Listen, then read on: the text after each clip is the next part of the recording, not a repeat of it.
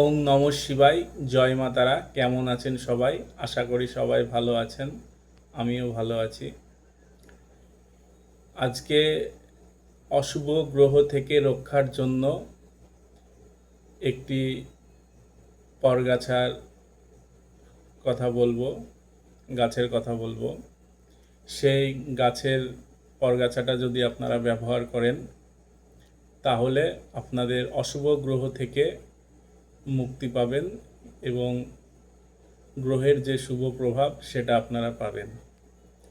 তার জন্য আপনাদেরকে ডালিম গাছের পরগাছা লাগবে।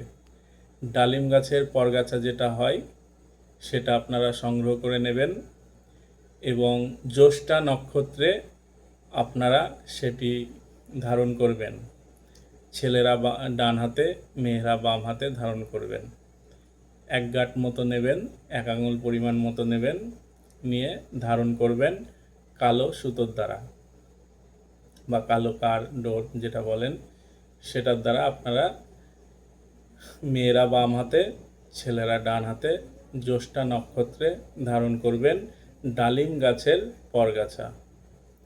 দেখবেন ধারণ করার কিছুদিনের মধ্যেই আপনাদের গ্রহের যে অশুভ প্রভাব সেটি কেটে যাবে এবং গ্রহের শুভ প্রভাব আপনাদের প্রাপ্ত হবে, শুভ প্রভাব আপনারা পাবেন। সবাই ভালো থাকবেন, সুস্থ থাকবেন। জয় মা তারা, জয় গুরু বামদেব। সবার মঙ্গল হোক।